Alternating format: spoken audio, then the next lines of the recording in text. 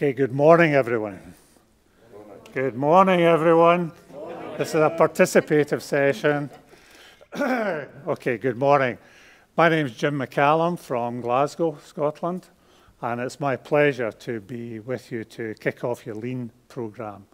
And I'm really looking forward to working with you over the next few weeks and months. Lean started around about the mid-1980s. I had worked with a company called Coopers & Lybrand, whom you may have heard of. At the time, they were the world's leading operations consultancy company. And I had been doing business rescue with them. And around about the mid-1980s, UK had a prime minister called Margaret Thatcher. Some of you may remember her. And she took a very dim view of subsidising industry. And at the time, British industry was being battered by competition from the Far East, particularly Japan, Taiwan, South Korea. And she said, sorry guys, you're big boys now, you've got to stand up to that competition yourself. And of course, that was devastating British industry at the time. So Coopers & Lybrand brought a team together. They brought a guy over from the US who had experienced this Lean, trained up a number of us on how to do this Lean. And the aim was to go into the main Coopers & Lybrand audit clients and really transform them very quickly so that they could survive against this competition. And so we developed a Lean program, which is, although I've changed it and developed it a bit over the years, it's still essentially the same as we did then. And it was hugely successful. We started in the electronics industry, then into engineering. And then once we got these companies sorted out, we then moved into other areas, food, drink, clothing, textiles. We even moved into banks, insurance companies, and eventually into pharmaceuticals and chemicals around about the late 1980s. And my first experience of pharmaceuticals was with a US corporation that had a big plant in England. And they wanted to create world-class manufacturing in pharmaceuticals. And so we went in, did the same Lean program we're going to do with you, and it was hugely successful. And as a result, we then rolled that around the world, through the US, Caribbean, Europe, all the different plants to bring them up to world-class manufacturing.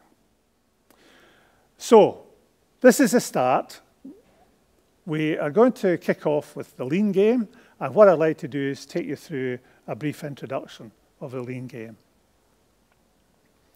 So what we've done is we've set up a factory here in this room. And the factory is designed to make this product.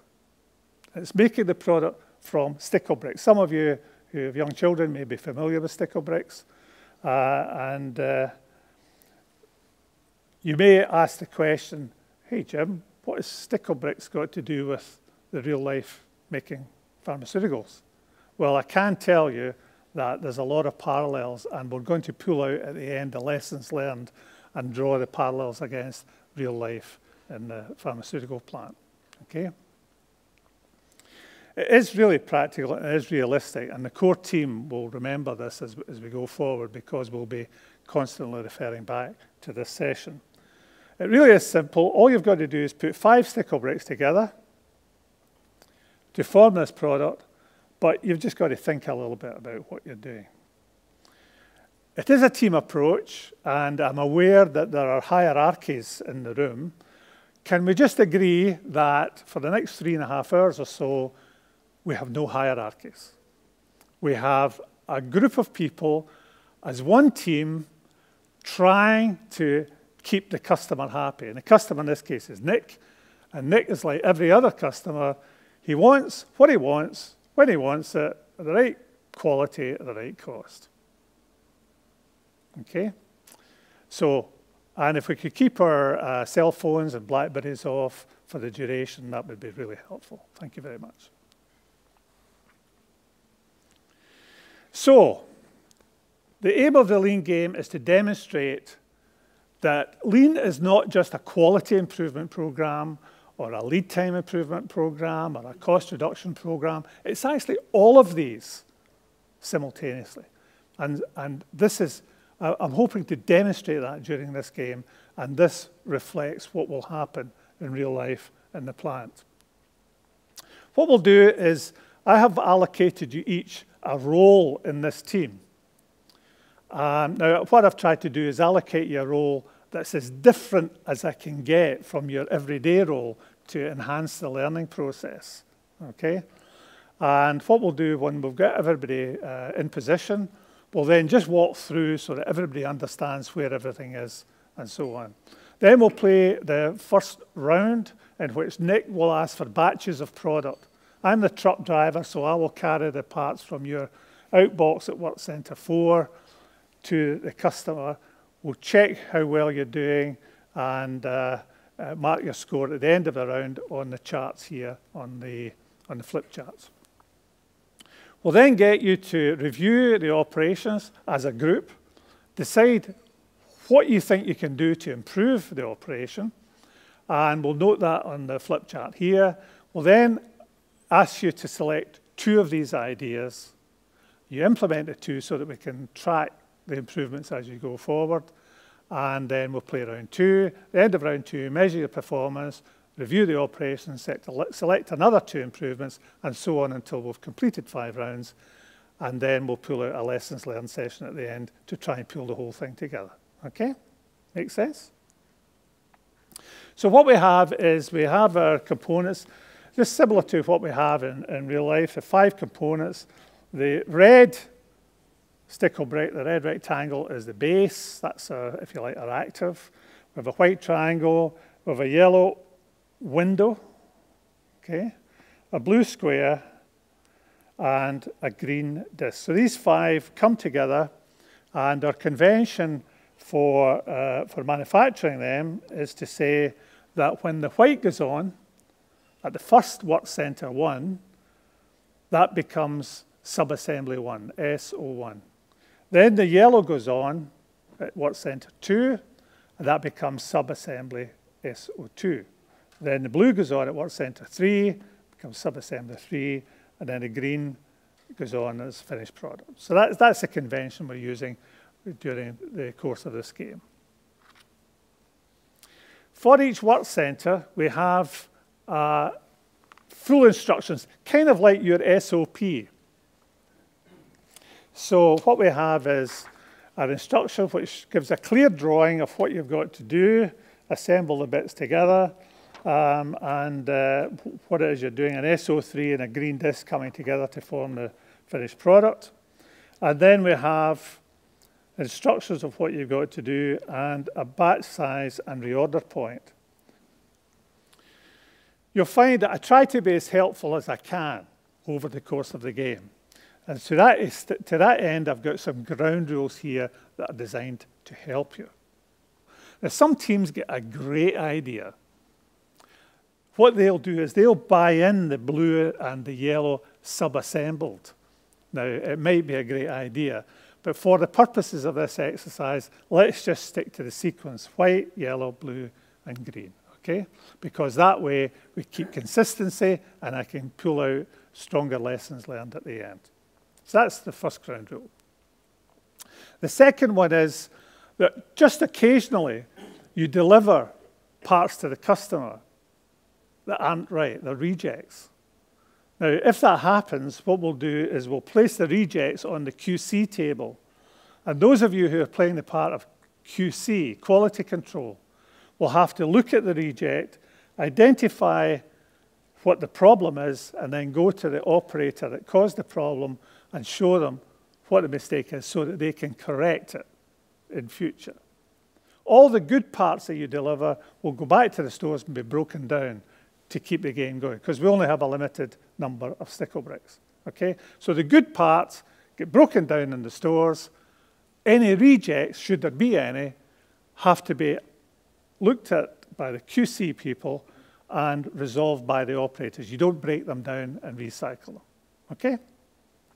And then lastly, this ground rule is that there are 2 finished products here which are perfect, and that they will go to the 2 people playing the part of QC. Now, you should hold them as your reference points. And sometimes what happens is the production guys put you under pressure because they've got to deliver batches when required. And so they say, look, let's add them in. We'll give you more to replace them. The QC people should not allow that to happen. They should hang on to these because these are the only references you have. So don't let the production guys persuade you to give them up to make up the batch. Okay? Any questions? You all happy with that? Right. So let me allocate the roles in the team. I think we're almost ready to start then, Nick. So whenever you're ready, we can call for the first batch. Okay, on 5, please. 5. 1, 2, 3, 4, 5. I've got 5. Can I have 5? So we need 5 SO3s and 5 green discs. So I've checked the 5, and the 5 are all good. Oops. The 5 are all good. Right. So 5 good ones, that's a good start. So this comes back to the stores. Right, can I get 5 SO2, 8 SO2s and 8... Where's the line feeders? Colin needs 8 SO2s and 8 blue squares. Did you get 5? Yeah, 8 SO2s and 8 blue squares to Colin. Meanwhile, you've got to start making because Dave is going to be looking for SO1s.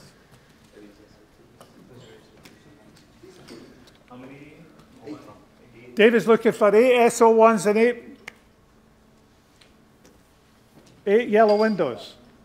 Okay, 5 SO3s. Right, we've got 5, Nick. 5 rejects, please. 1 reject, 4 good ones. Right, 1 reject. 1 reject. Okay, so we've sorted out what's wrong here. 8 SO2s and 8 blue squares.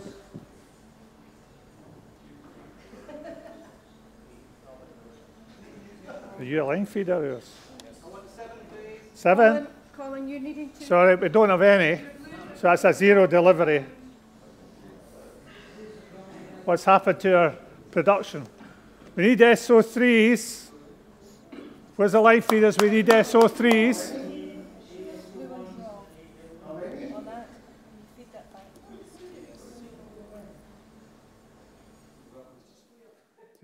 You're building up big back orders here, guys.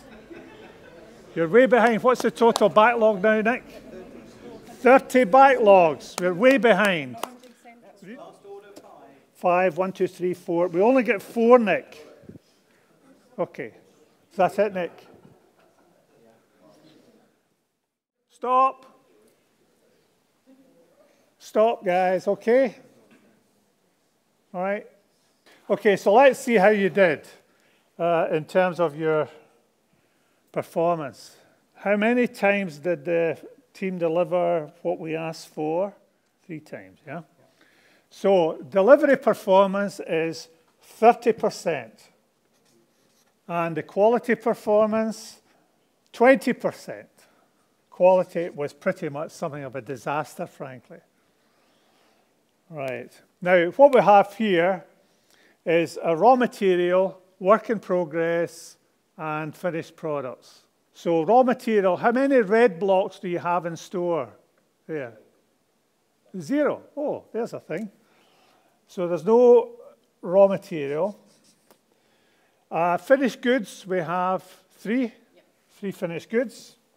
So that means then we have 79 in reds. We're only counting the red blocks. So we have 79 reds in play. So that means there are 76 in work in progress.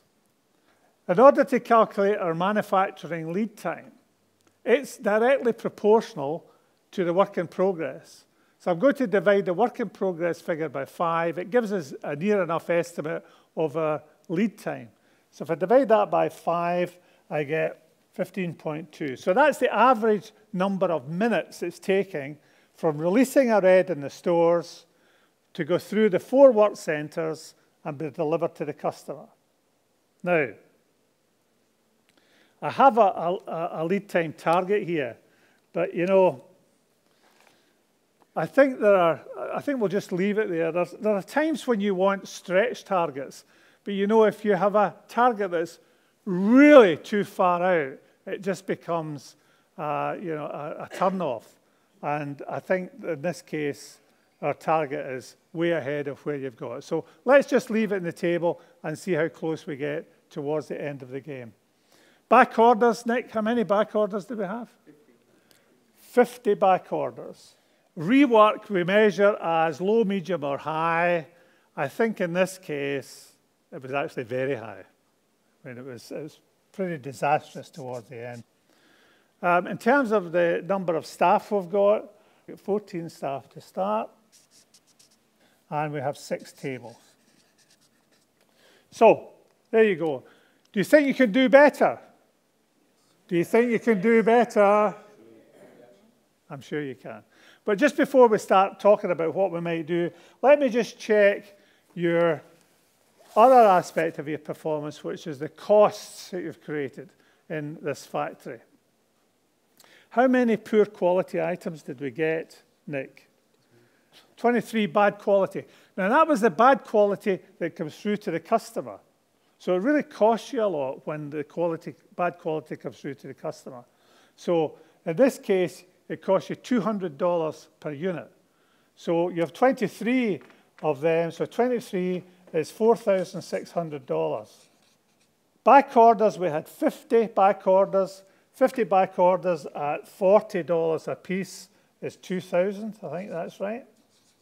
Inventory, we have 79 red blocks. We're only counting the red, so 79 red blocks at $20 a piece is $1,580. Space, we have 6 tables in place, so that's 6 4 is $2,400.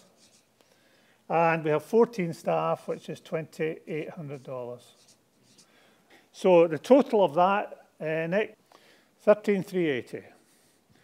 And you actually produced 16 units over the course of the game. So what's 13,380 divided by 16, Nick? 836.25. 836. So 836. And what is the productivity? So that's 16 divided by 14. 1.1. Okay, so what that's saying is that what we have is our productivity is 1.1 units per person. And our cost, what it's costing you, these are the main cost drivers of the business, what it's costing you is $836 per unit. Now, when we started using you as a supplier, the agreement was that we would pay you the same total, the same price as we pay our existing supplier. Now, our existing suppliers in Japan. Oops, what's this, Nick? What's this? We have a fax from Japan confirming the price that we're paying. So this is the price we pay the Japanese, and this is the price we're paying you. $70 a unit. And your cost is $836 a unit. At the moment, therefore, you're losing $766 a unit. Can you do better? Yes. Of course, absolutely right, yeah. So let's see what we can do to do better. So what we'll do is we'll gather the ideas from you on, where's Fiona? Fiona, what do you think we could do to improve the operation of this factory? Well, at the end of round 1, quality was a disaster and costs were sky high. How can the Japanese competitors sell so cheaply and still make a profit? The team here had some good ideas for improvement and decided to redo the layout and introduce operator training. Okay, so you should have 10 reds and 10 whites. You've already pre-assembled them. Once he's been trained, build it up. I build one up. Right, your invoice should have been separate. So is this spares? You've made up before. So you're going to fair. Is that correct for the start? Yeah. So have you been trained now? So we now have a new layout and the operators have been trained by the quality team. So we're now ready to start Round 2. That's not the parts. Five, 1, 2, 3, 4, 5. We got 5. 5 SO3s, 5 green discs, please. And hopefully there's now got top quality. Okay, 5 good ones. We're all off to a good start. Right, I need 8 Right. SO2s and 8 blue squares. These have all been approved, Jane. They're all good to go. Okay, good stuff.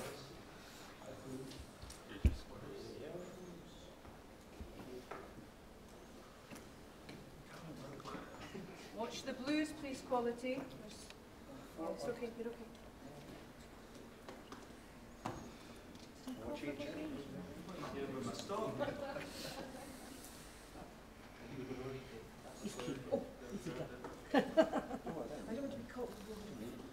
This is really a lot better this time. Huh? 6, please. 6, okay. We got 6, Nick. And SO3s and 5 green discs, please. 6 are good.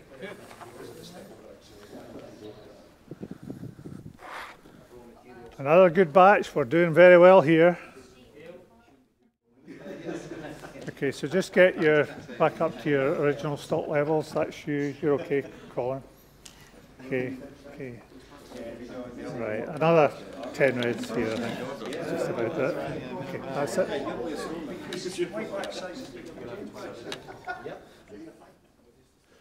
Okay, that was really good, guys.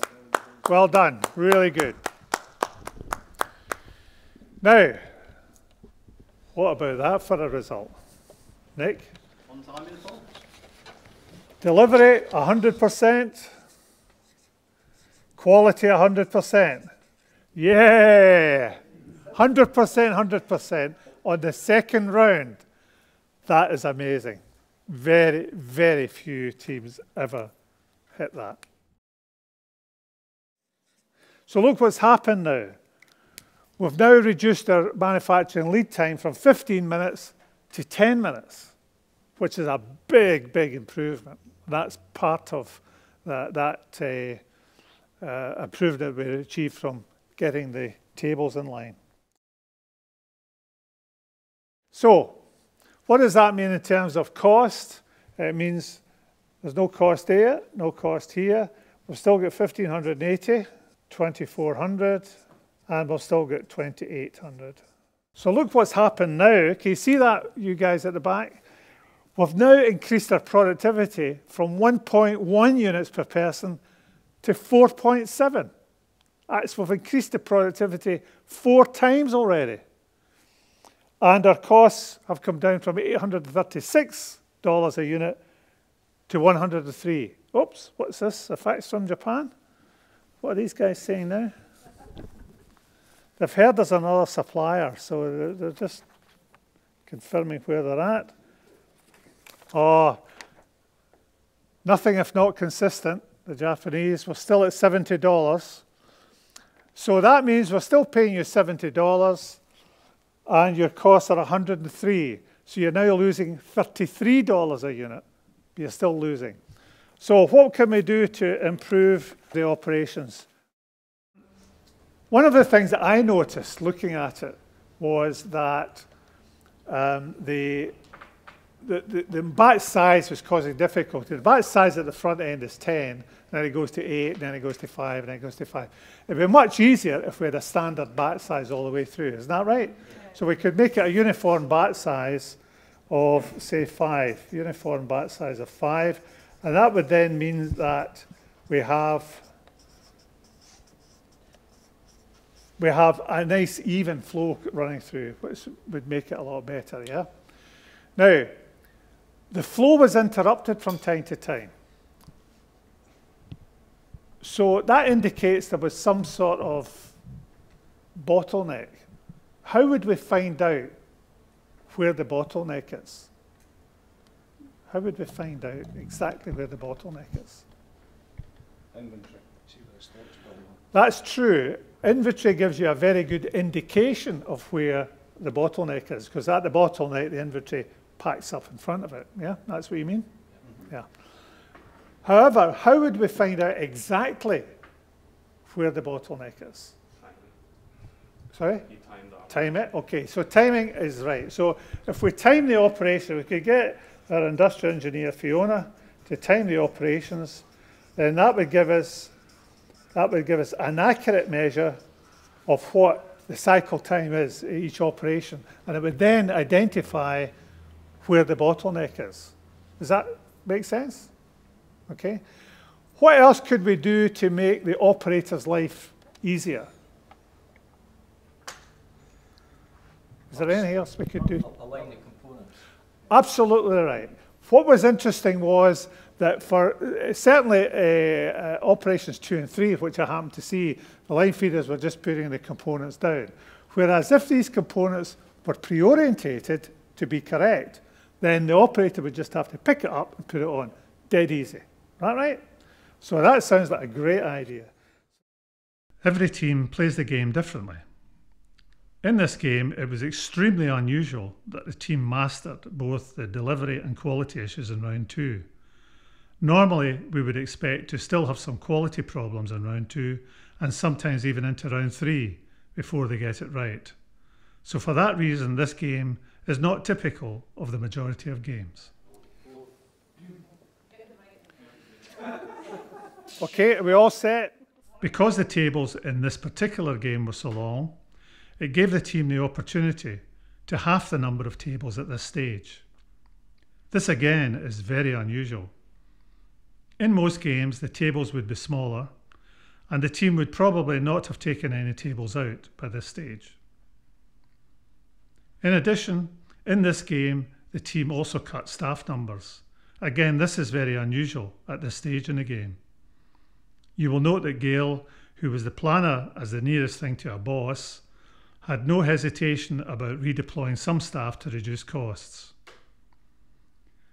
So the team has now decided to introduce 3 improvements: to pre-orientate the parts for the operators, to go for a uniform batch size of 5 units, and to time the operations. Let's see how they get on in round 3. I think we're all set, Nick, just whenever you're ready.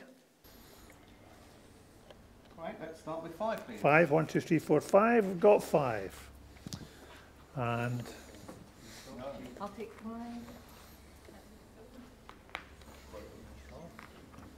I'll take 5 SO2. 5 blue squares, please. 5 are good. Oh. This looks a lot better. Nice and calm. Come on, I need 5 on my stock. Come on. Yeah, that's fine, Jim. 5 SO1s, 5 yellows.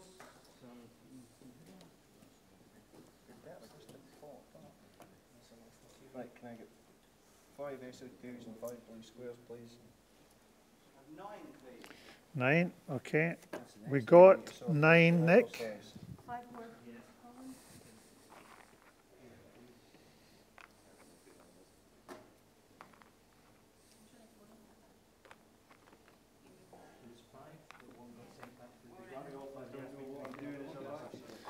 Okay, so come back to your stock levels and good, well done. That was really good, guys. Really, really good. So what we have this time, of course, is 100%, 100%. So 45 plus 5 is 50, so that leaves 50, 29. So that means the lead time is now 5.8 minutes. How about that? Lead time has now gone 15 minutes down to 10 minutes, down to 5 minutes. That's a huge reduction in lead time. It's really brilliant. So our back orders are now 0, rework 0. We now have 12 people, and we now have 3 tables. So let's look at what this means for our costs. 0, 0. We still have 1,580. 3 tables, so that's $1,200. 12 people is $2,400. 5,180 divided by 66. 78. So there you go. We've increased our productivity again up to 5.5 units per person. Oops, what's this? Facts from Japan. No, consistency is the watchword in Japan. So $70. How can they do it so cheap and make money? That's an amazing thing, isn't it? However, you're now down to 78, so you're only losing $3 a unit. So can we do better, do you think? Can we do better? Yes. Okay, good. That's a good result so far. So let's just gather over here and see what we can do to improve things even more. The team maintained the perfect delivery and quality from round 2, which was great. This team are doing particularly well at this stage. Fiona timed the operations, and what you said to me is work centre 1 took 3 seconds on average, work centre 2 took 4 seconds on average, work centre 5 took 5 seconds, and work centre 4 took 3 seconds, okay? So, what does that tell you about the capability of the factory? Given that information on the times that are now for each operation, what does that tell you about the capability of this factory in terms of making product? So how many is that per minute? 12. So that means the factory can produce 12 per minute. Okay? 12 per minute. So why is it important to know that? Why is it important? For planning, yeah. For costing, yeah. Any other reason? Why is it important to know the capability of the factory? Customer! Someone said customer. Great, yeah, exactly. So to see how it compares against the customer demand rate. So we know what the customer demand rate is from our planner. Do we know what it is? 5. No, it's not 5. What? Well, it's not 66 across however long you play the game. Oh, we haven't timed how long it is? Well, I don't know. Oh,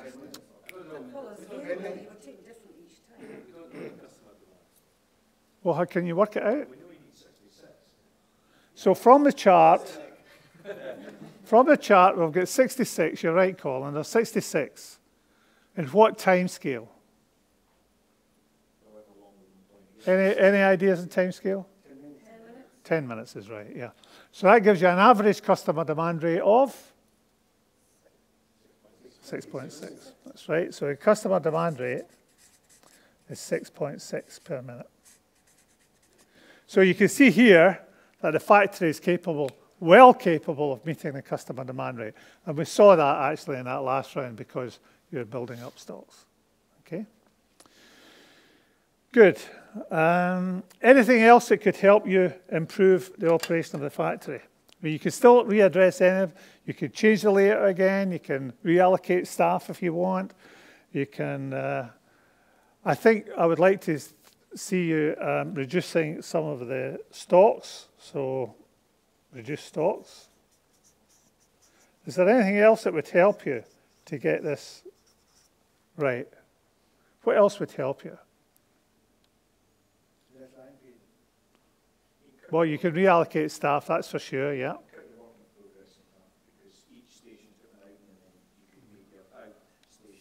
Right, you're free to do that.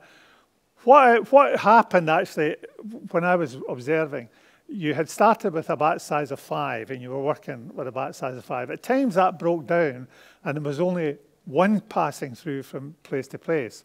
Now, if we thought about using a batch size of 1, what's the benefits of a batch size of 1? You work at the slowest pace. That's true. So that's right. Any other, what's the benefits of a batch size of 1? Any other benefits you get? Continuous flow, that's right. Any other? Absolutely. A lot less work in progress. Anything else? You see errors immediately. You do absolutely see errors right away. Okay. What's the downside of a batch size of 1 then? What immediately stops the system? Yeah. Just the point. So you have to get it right every time in order to make it happen. But you're doing that. So what do you say? We could actually move to a batch size of 1, really, couldn't we? Because that's what was happening for a lot of the game. So if we change that to 1, then that would be a really good move, because that would allow you to, as Nick says, to get rid of some stock, reduce your work in progress, etc. Move towards continuous flow. Ideal. What else could we do to help you? Now that's a good point. So instead of just the line feeders pre-orientating, we could get the stores to pre-orientate the parts so that it's feeding. So in other words, what we're saying is our support functions are actually contributing to the production area by synchronizing what they do with. Pardon? Well, Gail will have to address that. So anyway, that's it. What else can I give you? What else can you do to improve the operation of the factory? What else would help you? I mean, we talked about the factory's capability. Right. So if you had a customer forecast, that would help you. Is that what you mean? Yes. Okay, good stuff. That's a great idea. So we'll put a customer forecast in place.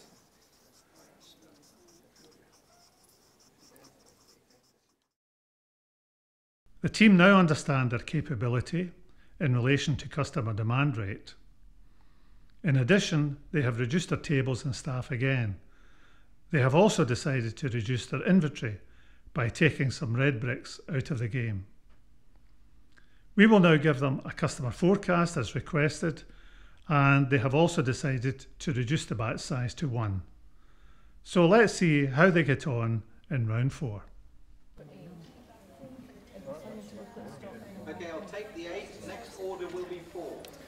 Okay, 8 are good, Nick.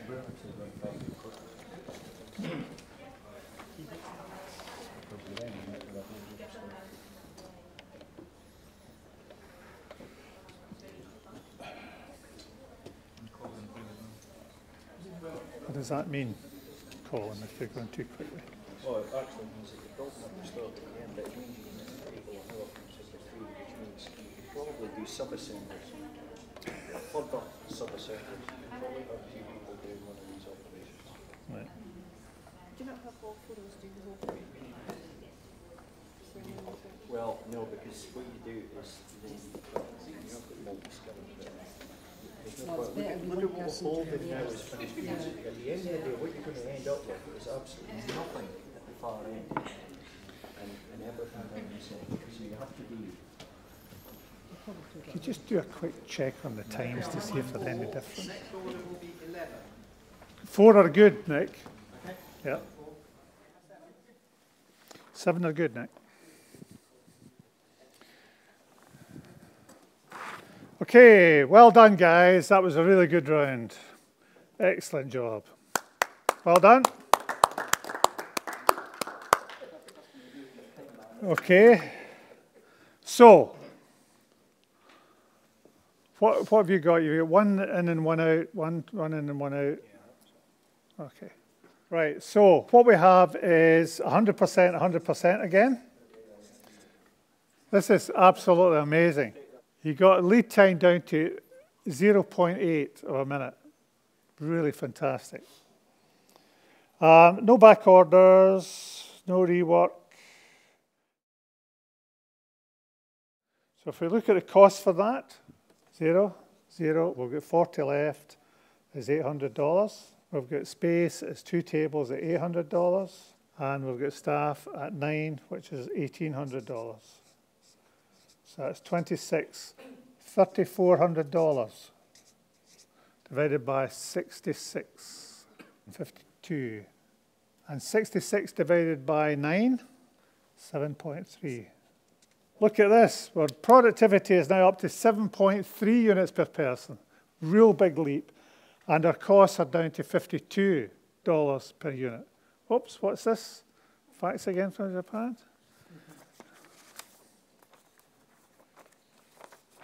No, still consistency, $70 a unit. So you're now making money, guys. Again, the team has maintained perfect delivery and quality, which is really great. Last round, now I'm going to introduce a new concept to you in this last round. So this last round is your last chance to take as many stickle bricks out as you want, as people out, tables out, etc. How good can you be? How good can you really, really be? Okay? That's the question. Now, can you gather round just to demonstrate what we're going to do here? We're going to introduce a new concept into the group. It's called Kanban, K-A-N-B-A-N, Kanban. It's a Japanese word for signal. And a lot of these principles that we're dealing with started life in Japan. Where do you put your first assembly? Is this it going here, yes, between the two of you? So what we're going to do is we're going to put a square on the table, a red square. Oops. A red square on the table. And that's your Kanban. That's the signal of whether to make or not make. So if there's one in that square, you stop because it's clearly not required. If that square is empty, it means you make one and fill it. So the Kanban signal is filled, stop, empty, you make another one and fill it. Okay? David, where do you put yours? The team have now reduced everything to the minimum they are happy with. I've introduced Kanbans, so let's see how they get on in round 5. 49. So, okay guys, let's see what you can do this time. 8. Okay, so I'll take 8 onto my truck. 4, 6, 7, 8. So, right, remember 100%, 100%. No pressure on you.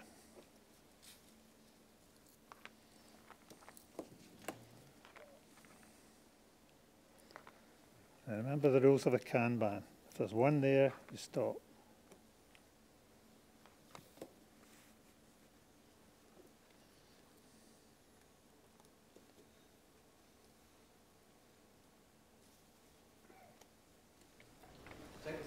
Seven are good, Nick. Really good, guys. Well done. Very well done. I wonder if we're close to a record here. 100%, 100%. You get 3 in work in progress, okay? And you have 8 finished goods. And we have 30, so there must be 19 somewhere. That's you get a lead time of 0.6. You remember at the beginning when we had 15 minutes, we said, I can't give you the target because it's just way too far ahead. You can't even dream of what it is. Let's just look at what that target is and just see if you've actually achieved it. Because at the time, this was the target. A lead time of less than 1 minute. And so you've achieved that. Well done, guys. Really good job. It didn't look like it when you had 15 minutes, I have to say, but that was great. We have zeros there. We're now down to 5 people. And we're down to 1 table. So if we look at our costs, 0, 0. We're now down to 30, so $600. Space is 1 table, so that's $400.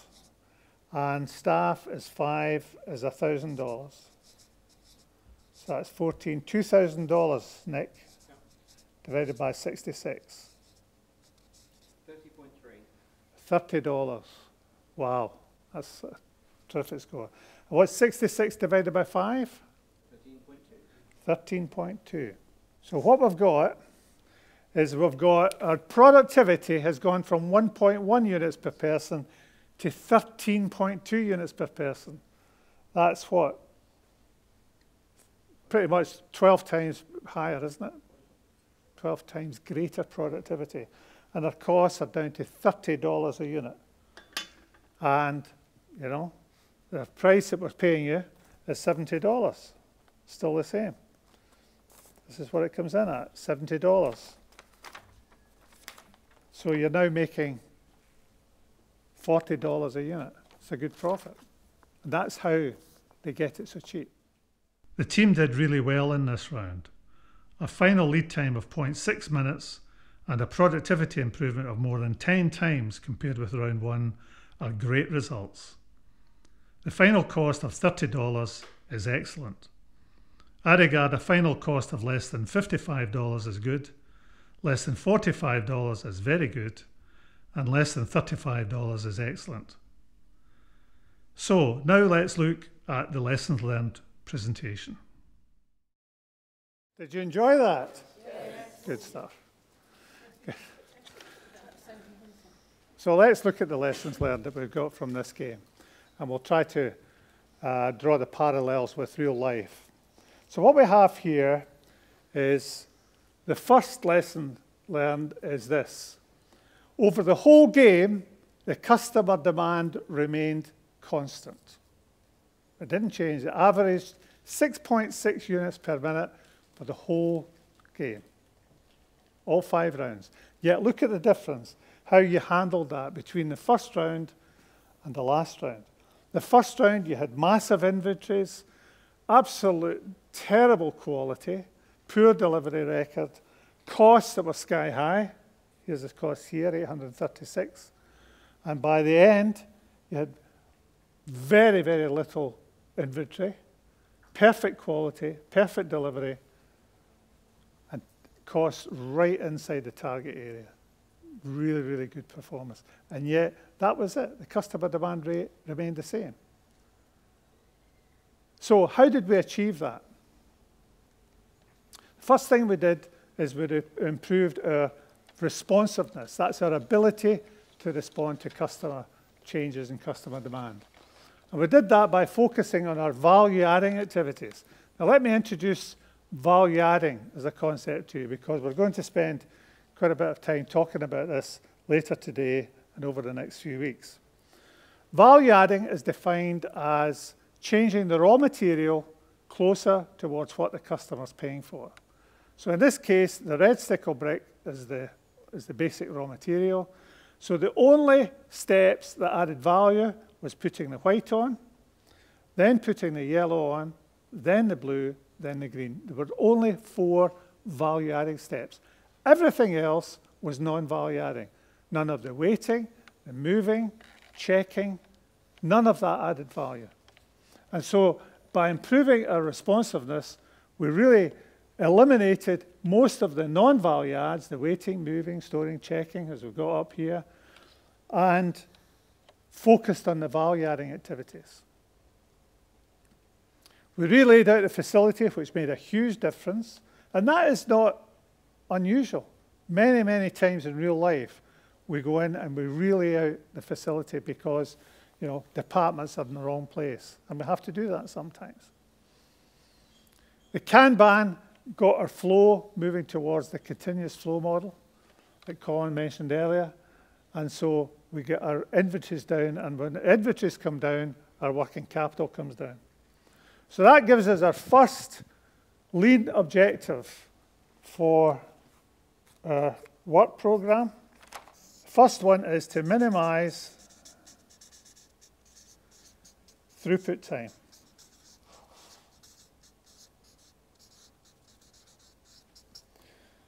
So minimizing throughput time is our first lean objective we have in all projects, and that improves our responsiveness, reduces our lead time, reduces our inventories. In a non-manufacturing process, such as quality or invoicing or some of our admin processes, the value adding is defined the same way, but it's an information factory you're looking at. So in real life, if you're making pharmaceuticals, there's a material flow. And here we had the material flow, red running all the way through.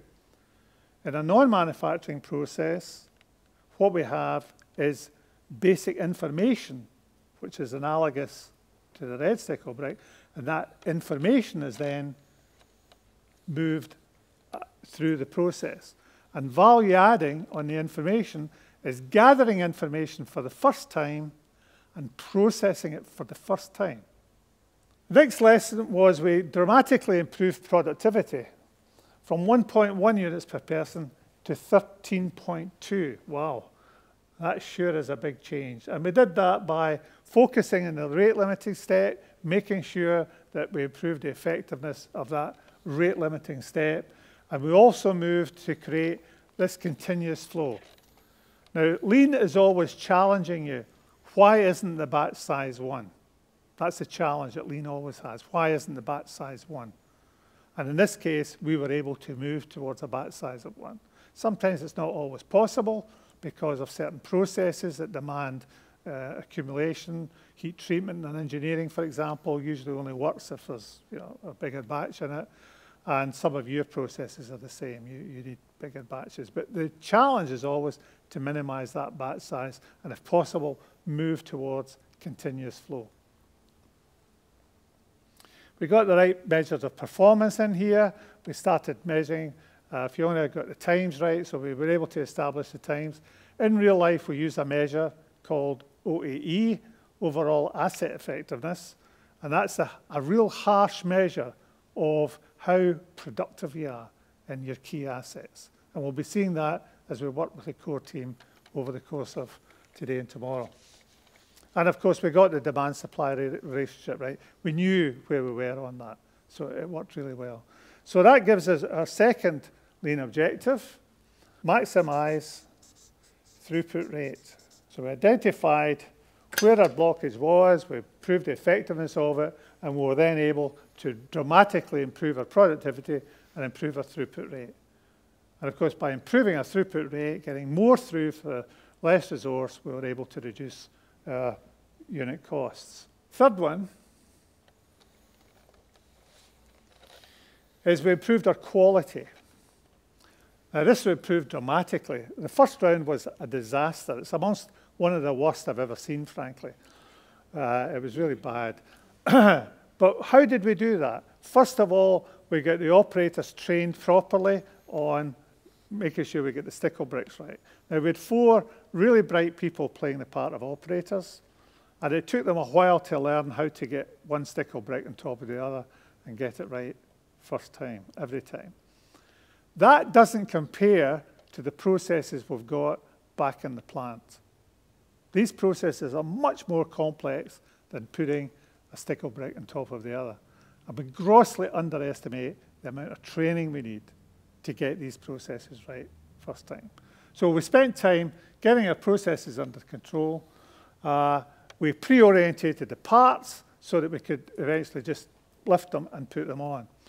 The material was arriving defect-free, in other words. It was pre-oriented. It was the right way. And of course, if you're going to automate a process, then the trick is to simplify it to that level before you automate. If we had automated, introduced automation at the first round, we'd have had conveyors going all over the place.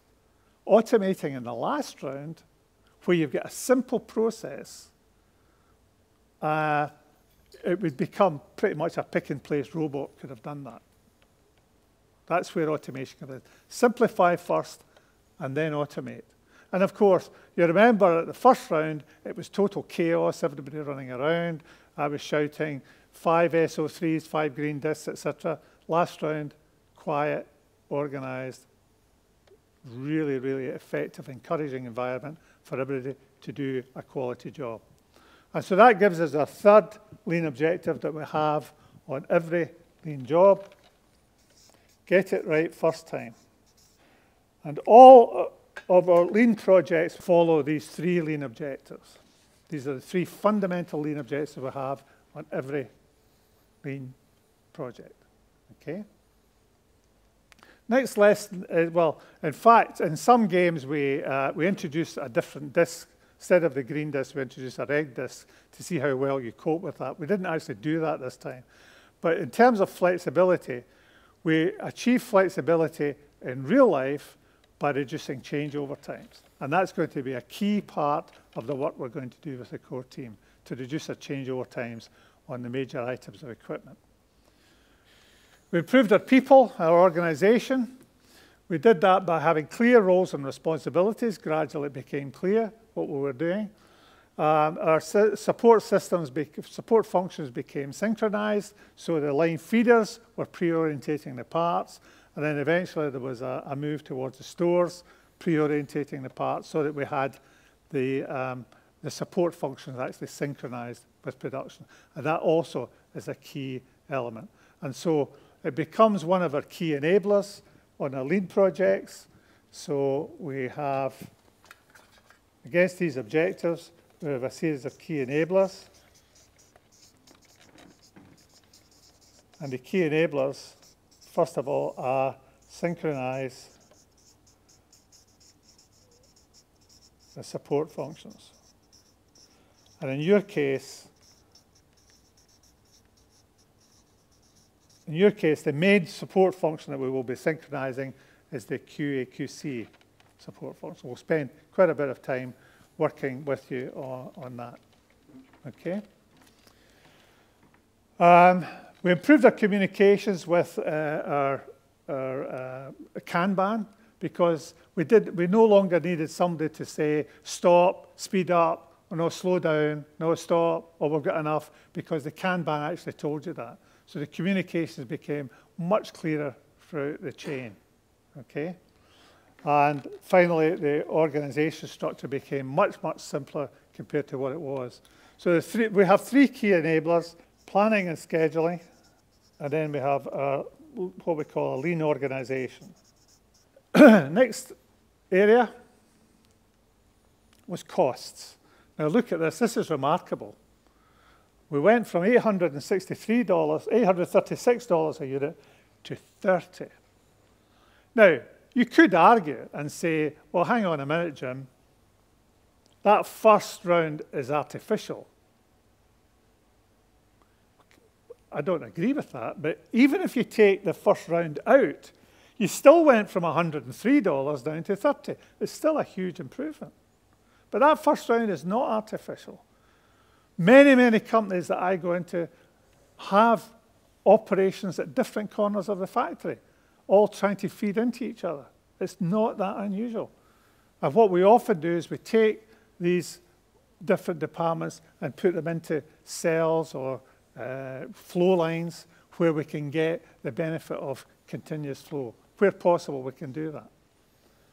And so that's part of the the move towards improving our costs and improving our productivity. And of course, by improving productivity, you get the reduced unit costs. If you work out what your unit costs were, $30 a unit is an awful lot cheaper than $836. And what we need to do in this business is reduce our unit costs to make sure, because we've got more and more competition coming in on us, we've got to get these unit costs down so that we can fend off the competition. Kind of like what I said to you before, back in the 80s when we were working with the electronics and engineering companies, really getting their costs down, really getting their productivity up so that they could beat off the competition from the Far East. And it's just the same message today. It hasn't really changed. And of course, you can apply exactly the same principles in your other business areas. The non-manufacturing areas, you do exactly the same principles. It's the same way, except the value adding is defined slightly differently. Other than that, it's the same. And then lastly, we have a strategic planning capability. At the first round, we didn't know what we were doing, really. It was all over the place. By the last round, we knew exactly how much we could make. Jane was sitting at the end. She knew how many had still to go. In that case, in real life, what we would have done is gone out and got another customer in to bring in more business, because we could have done it. We knew what our strategic capability was as a factory. And that mirrors real life. So we had a much clearer view of our competitive strengths, and we dramatically improved our profitability. Okay? So where we had our value adds in the stickle brick game as the white, yellow, blue, and green, our value adds in real life are mixing, filling, labeling, and packing. These are the four operations that add value. So that's the main lessons learned. So let me answer the question that you haven't asked. I know you want to know the answer, but you haven't asked it yet. So let me answer the question you haven't asked. And that is, Jim, what do these letters stand for above the columns? They've been there right from the start. IAUCE. What do these letters stand for? Okay? What they stand for is our path to excellence. So they start for innocence, awareness, understanding, competence, and excellence. Innocence. Innocence at the beginning. Mark, are you happy? Oh, yeah. David, you happy? Yeah. Colin? Yeah. Jane? Yeah. Everybody was happy. Quality? Yeah, they were happy. Everybody was happy. Total innocence. And then gradually, as we moved along, hang on a sec. These stickle bricks are different, the opposite sides. We became aware of what was required. Then came an understanding of what we were trying to do, get our deliveries really right, get our lead times down, etc. And then by round 4, you're really working highly competently. And then round 5, that's what we really mean by excellence. Now, the problem you have is if you ask most consultants, what does excellence mean? They'll say, well, it means the best quality, it means the lowest cost, best deliveries, etc. That doesn't mean anything. What I have is a series of benchmarks that tell you what excellence really means. So let me just go through them for you. The first one we have is our responsiveness. We measure your excellence and responsiveness as a ratio. That's the ratio between the manufacturing lead time against the actual value-adding time. Now, you remember when Fiona did the timing, she timed the operations as, at the time when she did it, she timed the operations as 3, 4, 5, and 3 seconds. So that's a total of 7, 12, 15 seconds. So the only value-adding time was 15 seconds. Now, it was always 15 seconds. Even in round 1, it was 15 seconds, but you just couldn't see it because of all the chaos. Then what we did was, if we take the ratio lead time to 15 seconds, here we have our lead time, and the first round was 15.2 minutes. So that ratio, 15.2 minutes, compared with our 15 seconds value add, is more than 60 times. And what are we saying here? Innocence is around 50 times. So you were really innocence. You had a ratio of 60 there. By the time you get to 0.6 of a minute, that's 36 seconds. Compared to 15 seconds value adding, it's something like 2.5.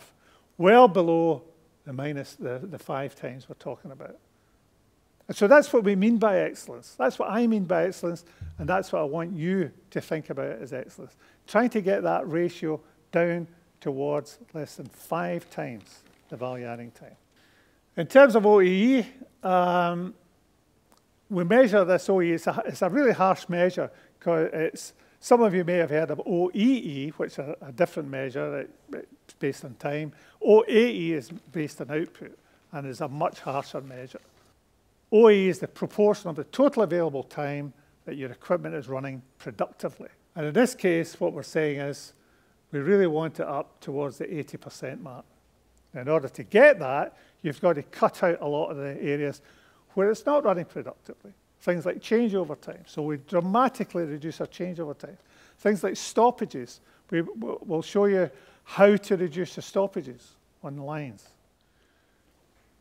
In reliability, we're really not interested in being better than 5% or 2% or even 1%. We're really looking for defect rates in single figures per million transactions. So we're really talking about Six Sigma here. That's what we're looking for.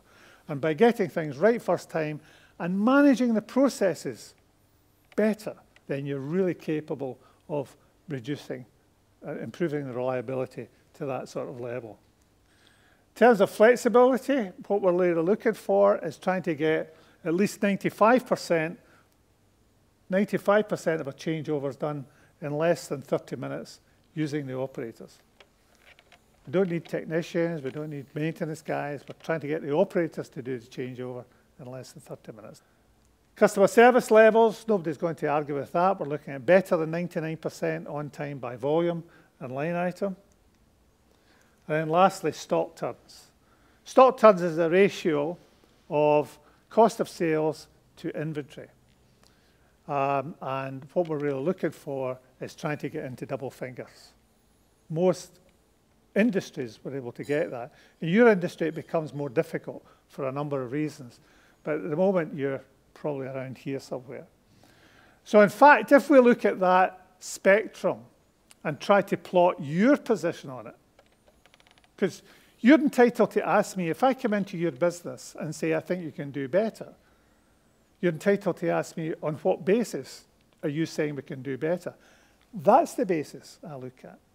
And so as I look at that basis, I would assess you.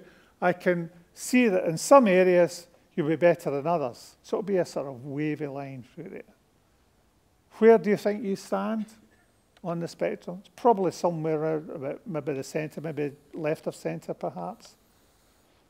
The job that we have as a core team is to develop changes in the business using lean principles in order to move you right up to that right-hand side of the spectrum, to get to this area, as close as we can get to this area.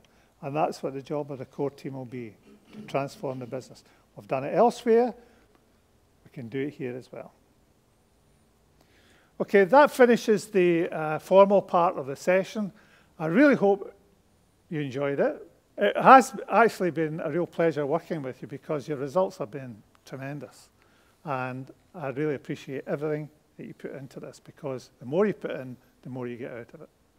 And so this afternoon after lunch, the core team and myself will be working together, and then we'll give you feedbacks on a regular basis to the others. For our overseas visitors, I hope you enjoyed it and learned something from this, yeah? And you can take back to your respective organizations. That finishes the formal session, so thank you very much indeed. Well done, team.